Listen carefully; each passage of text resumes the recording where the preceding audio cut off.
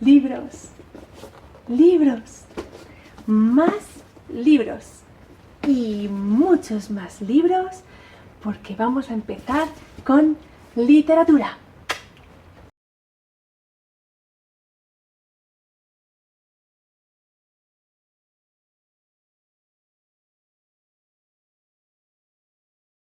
¿Os acordáis cuando erais pequeñitos y os ibais a dormir y mamá, papá, el abuelo, la abuela, algún tío, alguna tía os contaba un cuento que os encantaba y que además os lo contaba una y otra vez el mismo porque os volvía locos y locas? Pues bien, eso es la literatura. Sí, sí, aunque no lo creáis, es literatura y es algo maravilloso, es chulísimo. Yo sé que a muchos de vosotros y a muchas de vosotras os encanta leer y también os encanta que os cuenten las historias, porque tenéis que diferenciar una cosa: la literatura no es solamente un libro que está escrito y que tú lees, la literatura también es aquella manifestación artística de la que ahora os hablaré, que nos narran, que nos cuentan, que una persona nos transmite de manera oral y que es maravilloso. Es como cuando estabais en infantil y os contaba la profe un cuento que os encantaba, o por ejemplo cuando ahora escucháis El Principito de manera oral en los vídeos que os mando y una persona os está narrando una historia. Pues todo ello es literatura. Vamos a ver de manera más académica qué es la literatura y aquí os he dejado una especie de esquema o mapa mental para que os ayude. Mirad, la literatura es exactamente un arte, porque es un arte, es una manifestación artística y se considera como tal, que va a utilizar las palabras como medio de comunicación. Pueden ser palabras orales o palabras escritas. Por esa razón hay dos tipos fundamentales de literatura. No confundáis después con los géneros literarios, que hay muchos más. Hablamos de literatura y hay dos tipos: la oral, que la tenéis aquí, y la escrita. Literatura oral, aquella que se transmite de manera hablada, que es de alguien que se memoriza una historia, que no le hace falta leerla, que te la cuenta de manera verbal y que generalmente, bueno, no generalmente, toda la vida ha sido así, se transmite de generación en generación. Por ejemplo, el cuento de Caperucita Roja, que os contaban vuestros padres, a vuestros padres se lo contaron vuestros abuelos, a vuestros abuelos se lo contaron sus padres, de ahí sus abuelos, sus tatarabuelos, bisabuelos, un montón de gente atrás, porque es un cuento muy antiguo que la gente empezó a aprenderse de memoria, que la gente empezó a aprender a saberse y que se contaba de una manera oral en las casas, en las reuniones, en las celebraciones, cuando estabas con tus nietos en el campo, se contaba de mil maneras. Esa es la literatura oral. Y la literatura escrita es aquella que está en forma de escritura y la que todos conocéis, que es la de los libros. Bien, vais a estudiar durante toda secundaria temas de literatura, pero tenéis que entender que de las cosas más importantes es saber que la literatura oral es la que ha conseguido que a día de hoy se transmitan cuentos muy antiguos y que todos más o menos nos sabemos. Bella Durmiente, Caperucita, Pedro y el Lobo, Los Siete Enanitos, millones. Y de ahí las pelis de Disney que vosotros veis también están basadas en esos cuentos de tradición oral, ¿vale? En algunos casos, por ejemplo, hay cuentos que ya se empezaron a escribir, pero hay muchos cuentos, sobre todo en culturas más antiguas, es decir, que llevan muchos años contando cuentos, que nadie los escribió nunca, simplemente alguien se los inventó. Por ejemplo, se me ocurre que en la cultura africana, antes de que los escribieran, ya la gente contaba cuentos. Era una manera muy bonita, era una manera maravillosa de contarle a las personas historias, aprendizajes y cosas que les pudieran gustar. Muy bien, vamos a seguir. Para ese arte que es la literatura vamos a necesitar un lenguaje muy cuidado, ¿vale? No vale escribir así como hablamos. De hecho, siempre que hacéis un cuento os digo, cuidado que estéis escribiendo como habláis. Ese es el error fundamental que cometemos. Cuando escribimos algo, cuando hacemos una historia, cuando estamos usando el arte de la literatura para transmitir algo, tenemos que tener un lenguaje muy cuidado. Dentro de la literatura está la poesía y vais a ver que la poesía tiene un lenguaje muy particular. Usan metáforas, usan expresiones muy determinadas, usan rima. Igual, de la misma manera, en la literatura escrita, por ejemplo, en una novela o en un cuento o en Harry Potter que os encanta, la autora tiene mucho cuidado de escribir bien. No tiene faltas de ortografía, no tiene fallos gramaticales, con lo cual cuando una persona escribe es muy importante hacerlo de manera muy cuidada. Después tenemos que tener en cuenta el objetivo de la literatura. El objetivo de la literatura es que el autor desea entretener al lector que se lo pase bien, que se distraiga, transmitirle sus sueños, sus ideas, sus pensamientos, su mundo imaginario, porque puede no ser real. También lo que voy a intentar es emocionarlo e interesarlo por todo aquello que está contando. Pues bien, recordad que todo esto que estamos aprendiendo es muy importante, que cuando tengáis el vídeo delante estéis tomando apuntes. No lo olvidéis. Es muy importante que sepáis también que Internet ha cambiado muchísimo el mundo de la literatura. Vamos a remontarnos a la prehistoria, bueno, un poquito más adelante, al Neolítico o, por ejemplo, al Imperio Romano. Vamos a imaginarnos en el Imperio Romano, ¿vale? No nos vamos a ir tan atrás. En ese momento la gente contaba historias, narraba, pero además contaba muchas historias, narraba muchos cuentos. Se contaban historias, mitología, experiencias. Había mucha tradición oral, con lo cual estábamos ante una literatura oral, ¿vale? También había cosas escritas, sí que es cierto. Posteriormente, a medida que pasaban los años, se iba más contando también de manera escrita. Entonces empezó la edición de los libros, mucho después, en el que ya un libro que se escribía, por ejemplo, a mano, se podía trasladar con la imprenta a una escritura. Hemos conseguido tener libros. Cuando yo era pequeña, que no había internet, teníamos un montón de libros para leer. Pero ahora, con un solo clic, podéis tener a vuestro alcance todo tipo de libros. Con lo cual os recomiendo que uséis internet para cosas muy chulas, como puede ser leer, o, si os gusta más el papel, encontrar libros que os puedan gustar a través de internet. Es una buena técnica, ¿verdad? Todo lo que os acabo de contar sobre la literatura lo vais a encontrar en vuestro tema 1 de lengua. Ahora vamos a pasar a explicar los géneros literarios que están en vuestro tema 3 de lengua. Vale, mirad, os he dicho hace un momento que la literatura se diferenciaba en literatura oral y en literatura escrita. Esa es la principal diferencia, es decir, si te lo cuentan o si lo lees, ¿vale? Pero dentro de la literatura hay diferentes tipos de obras. Por ejemplo, os voy a poner un ejemplo muy claro. Cuando guardáis los juguetes en cajones y decidís que queréis guardar los peluches en un cajón y los Lego en otro cajón y los disfraces en otro cajón, ¿vale? Los juguetes los guardéis en distintos lugares, estáis clasificando dependiendo de sus diferencias. Los peluches son de una determinada manera, los disfraces son de otra determinada manera y los Legos son de otra manera. Es decir, tienen unas diferencias estructurales muy importantes que se ven, que son cosas que son físicas y que además sirven para jugar a distintas cosas. Con lo cual, dentro de la literatura, todas las obras que vamos a ver van a tener su diferenciación. Según sean de una determinada manera o de otra, van a pertenecer a subgéneros literarios, como su cajita donde están sus características principales. Es decir, dependiendo de cómo sean, para qué sirvan, de qué manera están contadas, etc., son de un género o de otro. Hay 3 géneros fundamentales literarios. 3, os los he puesto aquí. La lírica, la narrativa y el teatro. No solamente por sus características, que evidentemente lo son, sino por la forma en la que están narradas, a quién va dirigido, en qué manera y qué cuentan y cómo lo cuentan. Por ejemplo, en la lírica os vais a encontrar toda la poesía, pero ahora lo vamos a ver con más tranquilidad. En la narrativa, los cuentos, las novelas, todo lo que tenga que ver con la narración. Y en el teatro son aquellas obras literarias que están indicadas para que haya personajes y se puedan representar, ¿vale? Recordad siempre que los géneros literarios son unos grandes grupos en los que se agrupan las obras literarias. No olvidéis esta definición porque os va a ayudar muchísimo. Y no confundáis oral y escrita con géneros literarios. Es más, alguien puede contar el género literario lírico de manera oral, es decir, narrar un poema, también lo puedo hacer escrito. Un cuento lo puedo hacer escrito y también lo puedo hacer oral. Y el teatro lo puedo tener súper aprendido y narrártelo de manera oral, o puedes leer teatro, ¿vale? No lo olvidéis.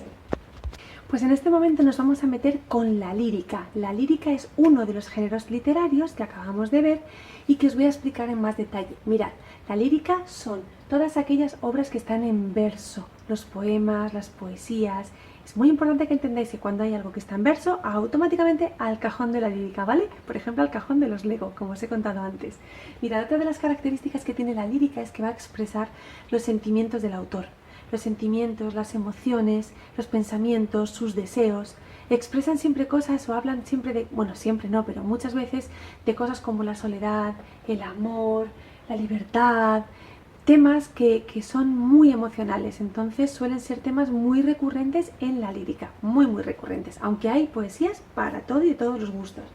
Otra característica muy importante es que los poetas cuidan enormemente lo que dicen y de una manera no solamente para conseguir la belleza, es decir, con una buena rima, con lindas palabras que rimen y que estén bien escritas, sino también que lo van a cuidar de manera estructural, es decir, van a hacer distintas recursos líricos que vamos a ver más adelante, como por ejemplo metáforas, comparaciones, por ejemplo decir tienes los dientes como perlas, es decir, van a usar muchos recursos que van a embellecer muchísimo la literatura, que la van a enriquecer y que además te van a hacer pensar, oye, ¿qué significará que tienes perlas en la boca? ¿Perlas? ¿De ostra? No, son dientes. Entonces te hacen pensar y rememorar imágenes, que es al fin y al cabo una de las características de la poesía, que te hace imaginar, te hace pensar en imágenes muchas veces lo que el autor te quiere mostrar con sus sentimientos. Otra de las cosas importantes que tenéis que entender es que la lírica, hay una lírica actual y una lírica que es tradicional. ¿Cuándo es la lírica tradicional? Mirad, la lírica tradicional es muy antigua. Característica fundamental, no se conoce el autor, con lo cual cuando veáis un poema que pone anónimo, es muy posible que sea lírica tradicional, porque ese autor no se conoce, es decir, alguien lo inventó, empezó a narrar su poesía, alguien lo escuchó, empezó a memorizarla y se transmitió constantemente de manera oral, es decir, de generación en generación, pero no se sabe quién lo creó. Entonces es una lírica tradicional por esa razón. Además suele tener temas muy recurrentes como el amor, el trabajo, la naturaleza, es decir, cosas, bueno, del día a día, y también suele estar en forma de cancioncillas, con una rima muy pegadiza. Muy bien, pues con esto vamos a terminar un poquito con el tema de la lírica y en el siguiente vídeo os voy a explicar algo muy chulo que ya conocéis, que es la medida y la rima. Un beso y hasta ahora.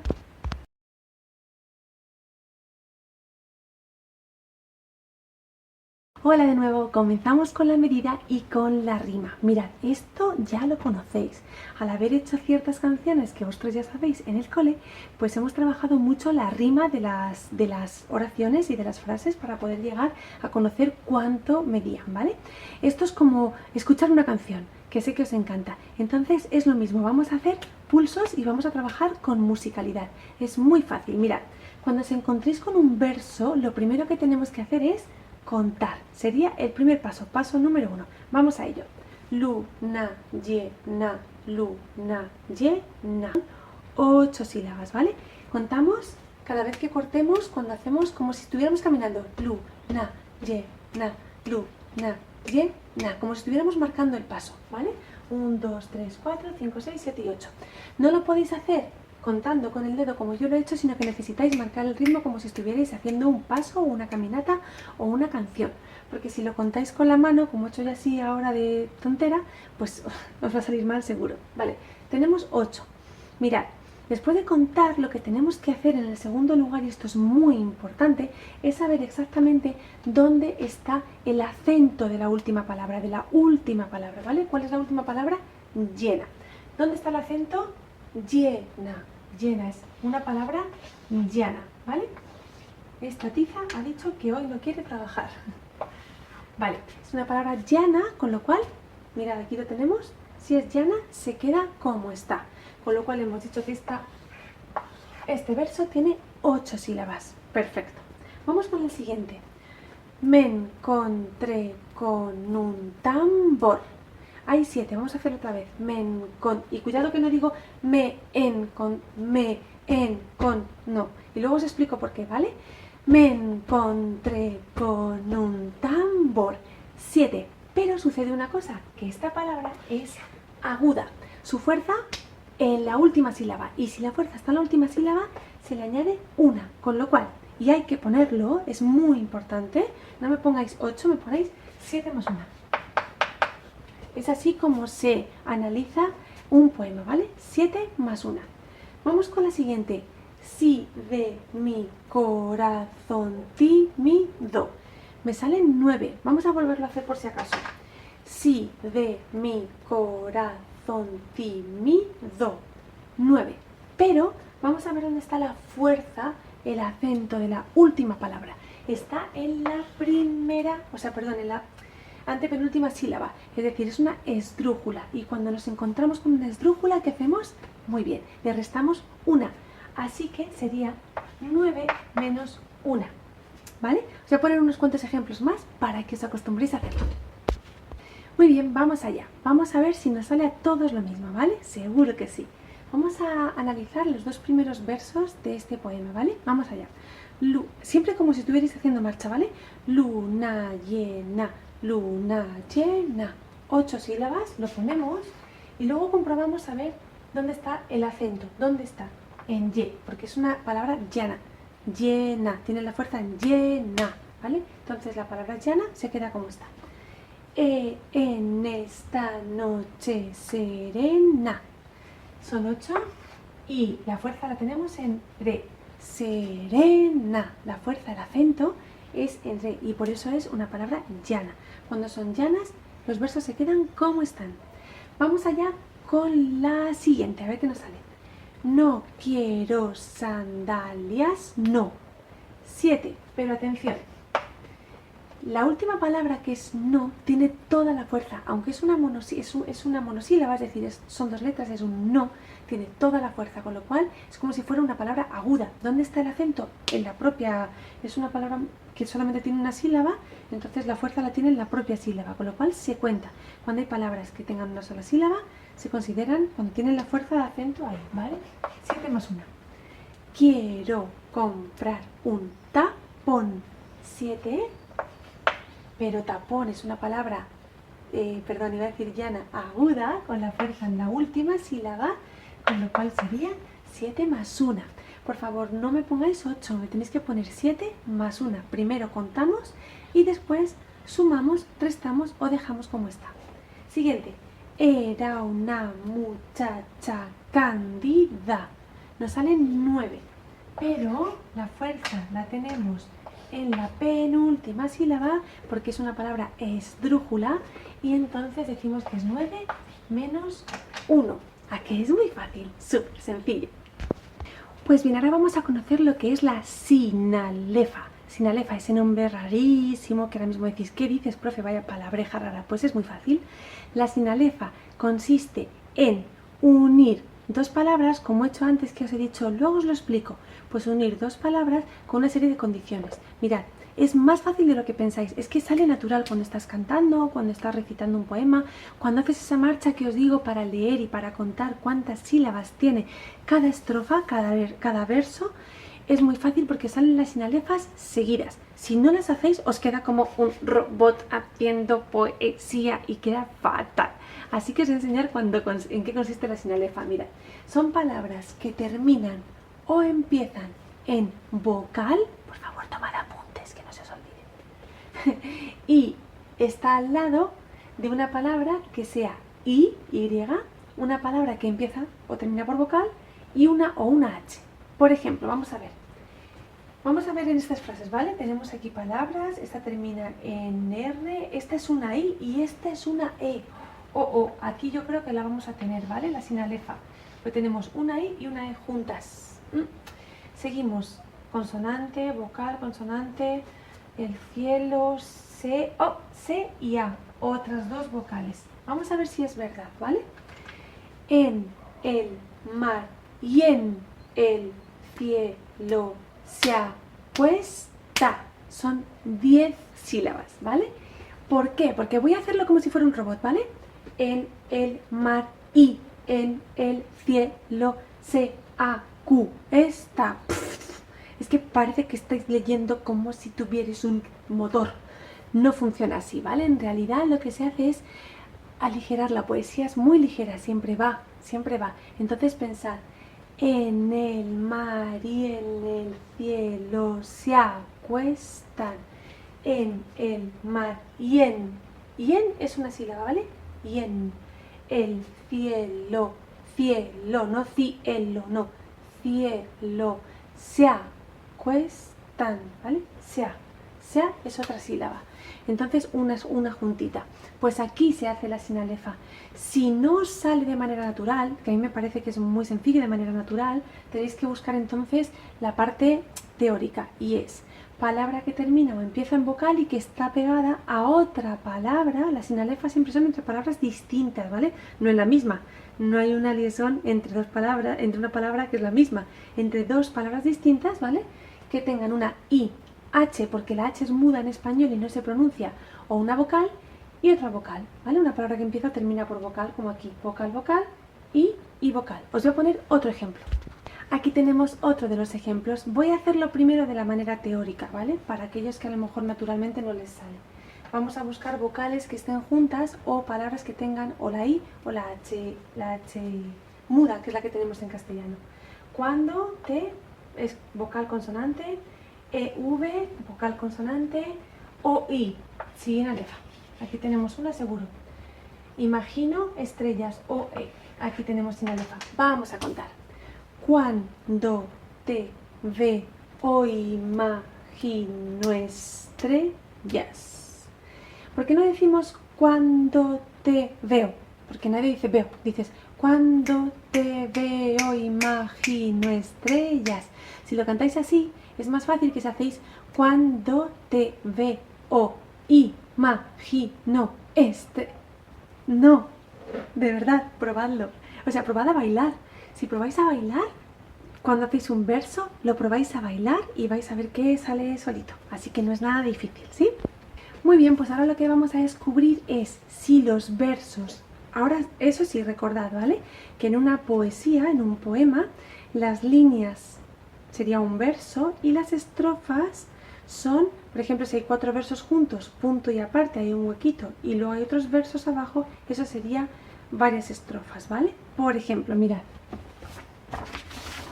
En este poema que tenemos en el libro, como veis aquí tenemos 1, 2, 3, 4 y 5 versos y solo tiene una estrofa. Pero en este caso tenemos 3 estrofas diferenciadas, ¿las veis?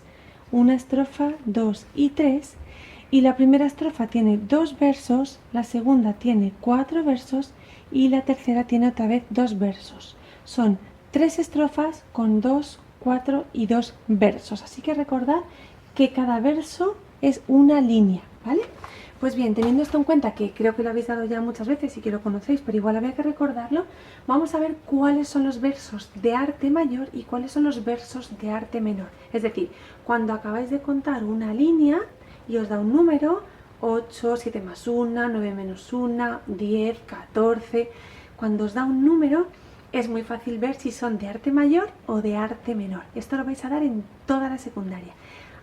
Arte mayor, los que tienen de 9 en adelante, 9, 10, 11, 12, 13, 14, ¿vale? Todos aquellos versos, una línea, ¿vale? Que tenga 9 o más, 9 incluido, son versos de arte mayor. No lo olvidéis y por favor, tomad apuntes, que si no se os olvida. Y luego los versos de arte menor son aquellos que tienen hasta 8 sílabas, incluido el 8. Es decir, cuando os encontréis un verso de 8 sílabas, ese verso es de arte menor, ¿vale? Por ejemplo, descubro tu sonrisa, son 7, con lo cual este primer verso es de arte menor. Vamos a contar el siguiente. Dime cosas bellas, mi dulce amor.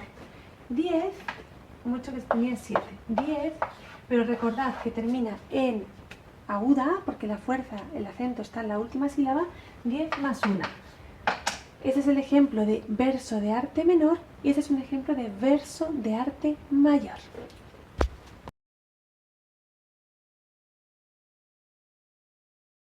Es decir, cuando tiene, no 8 más, cuando tiene más de 8. 10, Dios, espera.